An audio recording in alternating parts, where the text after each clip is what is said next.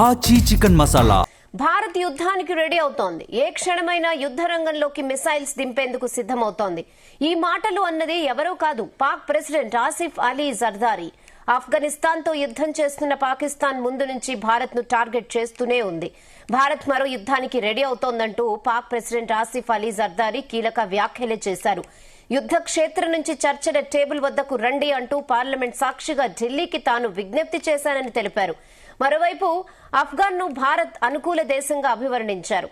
వారిని సైతం చర్చలకు రావాలని కోరారు. పెహల్గాం ఉగ్రదాడికి ప్రతీకారంగా భారత్ ను గత కొంతకాలంగా టార్గెట్ చేస్తూనే ఉంది పాక్ ప్రెసిడెంట్.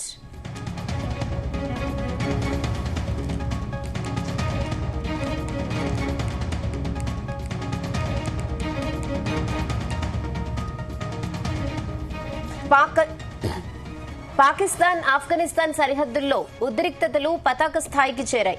తాలిబన్ల దాడిలో పాక్ సైన్యం భారీగా ప్రాణ నష్టాన్ని చవిచూసింది. పాకిస్తాన్ ఆఫ్ఘనిస్తాన్ సరిహద్దులను వేరు చేసే వివాదాస్పద డ్యూరాన్ లైన్ వద్ద మరోసారి తుపాకుల మోత మోగింది. తాజాగా డ్యూరాన్ సరిహద్దు వెంబడి ఉన్న పాకిస్తాన్ సైనిక అవుట్ పోస్ట్ పై ఆఫ్ఘన్ తాలిబాన్ ఫైటర్లు భారీ ఆయుధాలతో విరుచుకుపడ్డారు. ఈ ఆకస్మిక దాడిలో పలువురు పాక్ సైనికులు హతమవ్వగా మరికొందరు తీవ్రంగా గాయపడినట్లు సమాచారం.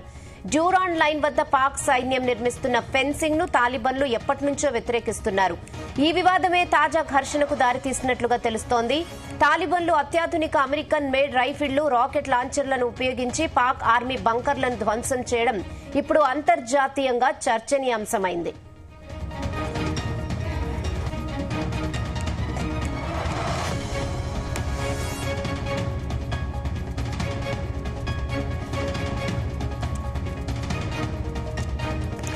ఇదే విషయంపై మరిన్ని updates chief news coordinator Radhakrishna అందిస్తారు. రాధాకృష్ణ. Good evening Rehana. పాకిస్తాన్ సంబంధించి అత్యంత కీలకమైన ప్రకటన మనం భావించాల్సి వస్తుంది. ఎందుకంటే చాలా రోజుల తర్వాత పాకిస్తాన్ మరొకసారి భారత్ పై యుద్ధం విషయంలో కొన్ని కీలకమైనటువంటి ఒక రకమైన సంచలన ప్రకటన చేసిందని చెప్పొచ్చు. సో సాక్షాత్తు పాకిస్తాన్ సంబంధించినటువంటి అధ్యక్షుడిగా ఉన్నటువంటి ఆసిఫ్ అలీ జర్దారీ ఒక ప్రకటన చేశారు. అందులో పార్లమెంట్ సాక్షిగా భారత్ మరొకసారి పాకిస్తాన్ పై యుద్ధం దిగడానికి, యుద్ధం చేయడానికి సిద్ధపడుతోంది. సో పాక్ పై యుద్ధానికి భారత్ రెడీ అవుతుందని చెప్పేసి కొంత సంచలన ప్రకటన చేసిన పరిస్థితి కనబడుతోంది. పార్లమెంటు వేదికగా కూడా ఆసిఫ్ అలీ జర్దారీ వ్యాఖ్యలు చేశారు. సో దీని వెనుక ఏవి కారణమై ఉంటుందని చెప్పేసి కూడా కొంత చర్చ జరుగుతోంది.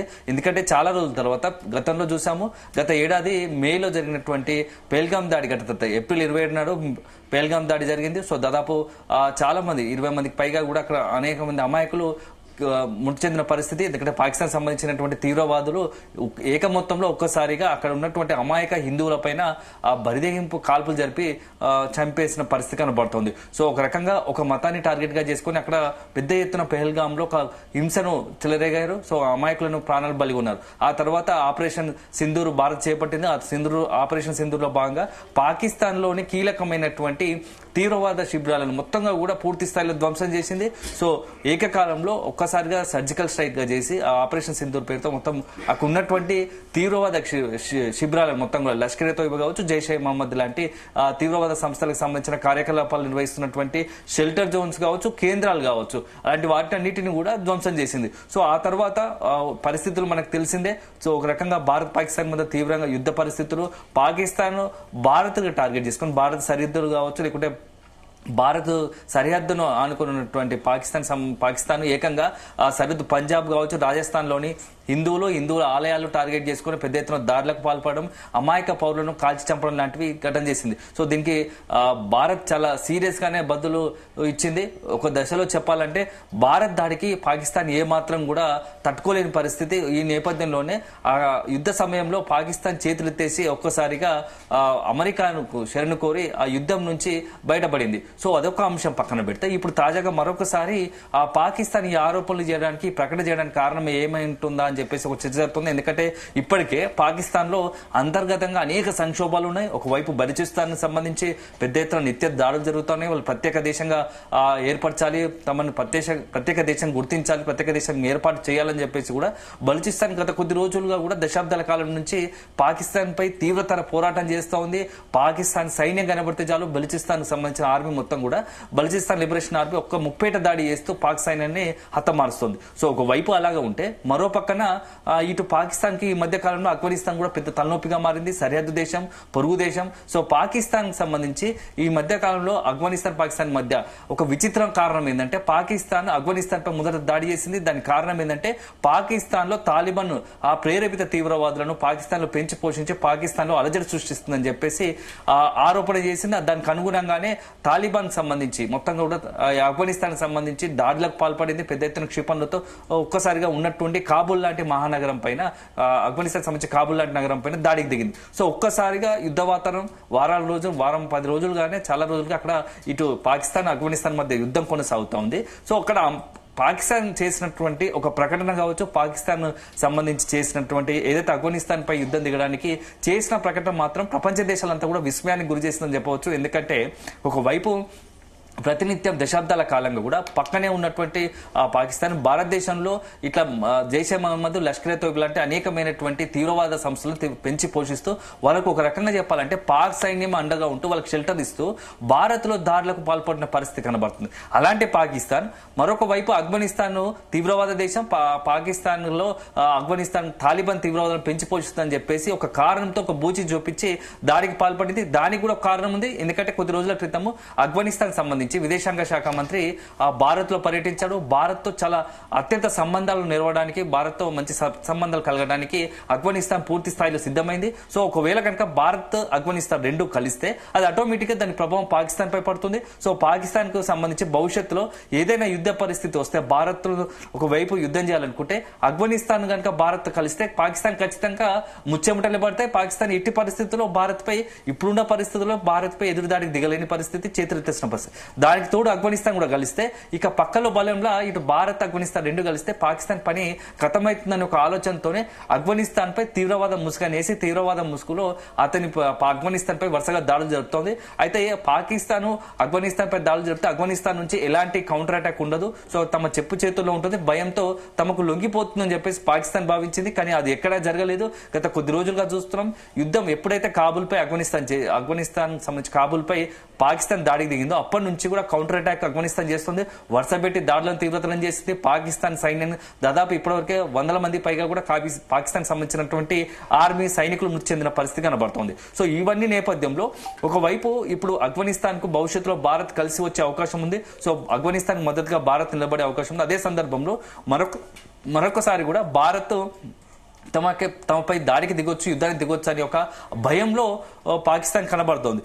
ఈ నేపథ్యంలో ఆసిఫ్ అలీ జర్దారీ ఈ ప్రకటన చేసినట్టుగా మనం భావించాల్సి వస్తుంది. మేము ఇప్పుడు యుద్ధం చేసే పరిస్థితిలో లేము అని చెప్పేసి ముందుగానే చేతులు ఎత్తేసిన పరిస్థితి. అదే సందర్భంలో భారత్ ఖచ్చితంగా చర్చలకు రండి, మేము శాంతిని కోరుకుంటున్నాము, యుద్ధం కాదు, చర్చల ప్రతిపాదకన ముందు పెట్టండి, చర్చల ద్వారా సమస్య పరిష్కరించుకోండి అని చెప్పేసి ఆసిఫ్ అలీ జర్దారీ ప్రకటన వెనుక కారణం ఇదే. ఎందుకంటే ఇప్పుడున్న పరిస్థితుల్లో భారత్ తో తలపలేమని తెలుసు.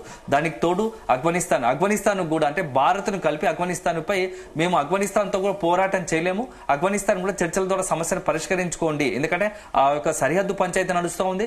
ఈ సరిహద్దు పంచాయతీతో భాగంగానే ఇటు పాకిస్తాన్ ఆఫ్ఘనిస్తాన్ మధ్య యుద్ధం కూడా తీవ్రతరం అవుతుంది. సో రెండు వైపులా కూడా కొంత ప్రాణ నష్టము, ఆర్మీకి సంబంధించిన సైనికులు కూడా మృతి చెందిన పరిస్థితి కనబడుతుంది. ఇలాంటి నేపథ్యంలో ఆఫ్ఘనిస్తాన్ పాకిస్తాన్ ఉన్న యుద్ధ నేపథ్యంలోనే భారత్ కు సంబంధించి భారత్ కూడా రంగంలోకి దిగే అవకాశం ఉంటుంది. భారత్ తమపై దాడి చేసే అవకాశం ఉందనే ఒక ఆలోచనతోనే ముందస్తుగానే భారత్ చర్చలకు సిద్ధం, మేము భారత్ చర్చలకు సిద్ధం అంటూనే ఒక ప్రకటన చేశారు. అంటే ఒక రకంగా ముందుగానే పాకిస్తాన్ ఇప్పుడున్న పరిస్థితుల్లో భారత్ తో తలపడలేవు. ఎందుకంటే ఆపరేషన్ సింధూర్ తర్వాత, ఆపరేషన్ పహల్గామ్ దాడి తర్వాత పాకిస్తాన్ పై భారత్ అనేక రకాలుగా ఆ నియంత్రణ కొన్ని నిబంధనలు పెట్టింది. సో అంతర్జాతీయంగా పాకిస్తాన్ సక్సెస్ఫుల్ గా దౌత్యపరంగా కూడా ఒంటరిగా చేసిందని చెప్పవచ్చు. పాకిస్తాన్ విత్ ఇన్ ద దేశంలోనే అనేక తీవ్రవాద సంస్థలను పెంచి పోషిస్తుందని చెప్పేసి ప్రపంచంగా బహిర్గతంగానే ఇటు భారత్ ఒక రకంగా అది ఎస్టాబ్లిష్ చేసింది, ఒక రకంగా దానికి సంబంధించి ఆధారాలు ఇచ్చింది. దీంతో పాకిస్తాన్ అప్పటి నుంచి కూడా ఇంకా కోలుకోవడం. దానికి తోడు పాకిస్తాన్ లో ఇంటర్నల్ గా అనేకమైన రాజకీయ పరిస్థితులు గందరగోళంగా ఉన్నాయి. ఒకవైపు ఇమ్రాన్ ఖాన్ కి సంబంధించి, దానికి తోడు రీసెంట్ గా జరిగిన పరిణామాలు, వెరీ రీసెంట్ గా ఆఫ్ఘనిస్తాన్ తో యుద్ధం ఒకటి, బలూచిస్తాన్ తో యుద్ధం, భారత్ తో ఎప్పుడు భారత్ అయితే పూర్తి స్థాయిలో అవకాశం వస్తే ఏ మాత్రం భారత్ దృష్టిలో పడ్డా భారత్ కు మరొకసారి వ్యతిరేకంగా మాట్లాడితే భారత్ కూడా అటాక్ చేసే అవకాశం ఉంది. ఇవన్నీ పక్కన పెడితే రీసెంట్ గా ఇరాన్ ఇజ్రాయెల్ అంశం కూడా పాకిస్తాన్ కి ఇప్పుడు పెద్ద మింగలేక కక్కలేని పరిస్థితి స్టార్ట్ అయింది. ఎందుకంటే రీసెంట్ గా కరాచీలో చూసాం, యుఎస్ కాన్సులేట్ కి సంబంధించి పెద్ద ఎత్తున ఖమేనీ మృతి చెందిన తర్వాత వందలాది మంది అక్కడ ఖమేనీకి మద్దతుదారులు అంతా కూడా నానా విధ్వంసం సృష్టించారు. అక్కడ ఉన్నటువంటి మొత్తం రణరంగం తలపించారు. సో దాన్ని అడ్డుకోవడానికి పాక్ సైన్యం కాల్పులు జరిపింది. దాంట్లో పాక్ సంబంధించిన పోలీసులు అక్కడ భద్రతా బలాలు కాల్పులు జరపడంతో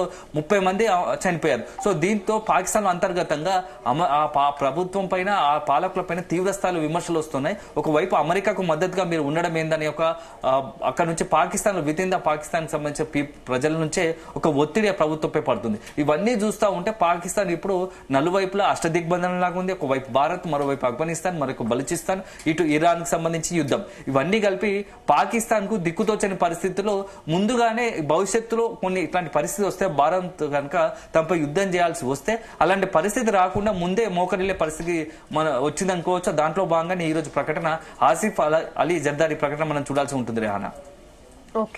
okay Radhakrishna, thanks for the updates.